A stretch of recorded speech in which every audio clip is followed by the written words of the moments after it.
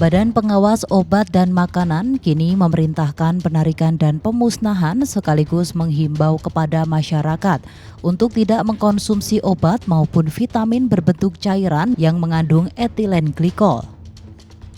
Perintah tersebut dikeluarkan pada Kamis lalu di tengah munculnya lebih dari 200 kasus gangguan gagal ginjal akut di Indonesia yang sejauh ini menyebabkan sekitar 99 anak meninggal dunia.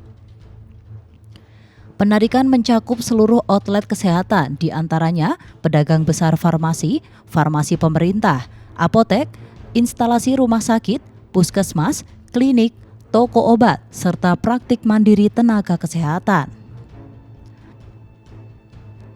Menanggapi hal tersebut, salah satu dokter poli anak dari Helix Klinik Kota Yogyakarta menyarankan untuk mengikuti perintah dari Kementerian Kesehatan dan BPOM untuk tidak menggunakan obat berbentuk cairan. Pihaknya juga menyebutkan bila anak terjadi gejala gagal ginjal akut seperti demam, pilek, perubahan warna urin, bahkan muntah. Pihaknya juga menyarankan untuk melakukan penanganan pertama dengan memberikan kompres air hangat atau membawa ke fasilitas kesehatan terdekat. Menanggapi untuk paracetamol, tentu aja kita masih belum ada untuk pastinya sebenarnya untuk penggunaan paracetamol terutama dalam sediaan sirup. Tapi kami mengikuti apa yang dari Kemenkes dan BPOM disarankan untuk pemberian obat itu disarankan untuk pemberian yang tidak berbentuk cair atau sirup saat ini, termasuk demikian juga dengan paracetamol.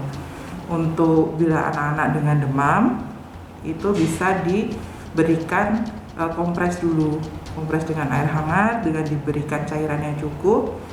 Kemudian jika memang diperlukan bisa diberikan paracetamol untuk sebagai penurun panas, bisa diberikan dalam bentuk tablet ataupun yang suppositoria. Jadi yang memasukkan lewat dubur ataupun anal seperti itu. Pihaknya menambahkan apabila ditemukan pengurangan volume urin ataupun perubahan warna dari warna kuning jernih atau putih jernih yang berubah menjadi kuning tua ataupun kuning pekat. Tidak menutup kemungkinan warna urin juga bisa berubah warna seperti minuman bersoda berwarna hitam, bahkan bisa disertai darah atau ditemukan bulir-bulir pada urin penderita. Sementara itu, epidemiolog dari Griffith University Australia, Diki Budiman mengatakan, gangguan ginjal akut pada anak saat ini sudah masuk dalam kategori kejadian luar biasa atau KLB. Karena salah satu kriterianya yakni suatu peristiwa bisa terjadi secara tiba-tiba dalam hitungan jam. Terlebih saat ini, angka kematian dari gangguan ginjal akut pada anak sangat tinggi, yakni hampir mencapai 50% di beberapa wilayah. Nah, ketika kasus kematian pada anak ini terjadi akibat atau terdiagnosa di luar dari kasus yang lazim tadi sebagai penyebab kematian, dalam hal ini misalnya hepatitis akut ataupun gagal ginjal akut, maka itu harus segera dan sangat bisa kita kategorikan sebagai KLB atau kejadian luar biasa. Dan ini tentu harus dilaporkan pada Badan Kesehatan Dunia dan harus melakukan investigasi epidemiologi secara cepat, ya, karena kita harus segera menemukan penyebabnya. Dan hingga kini penyebab kasus tersebut belum ditemukan dan masih dalam penanganan. Namun karena masih dalam situasi pandemi COVID-19, kasus gagal ginjal akut tersebut diduga karena infeksi dari virus COVID-19.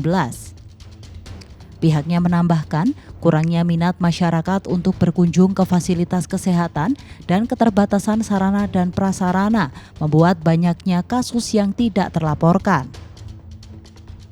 Dengan adanya keterbatasan tersebut, diharapkan para tenaga kesehatan mampu mendeteksi lebih awal, salah satunya dengan melakukan penjangkauan rumah ke rumah.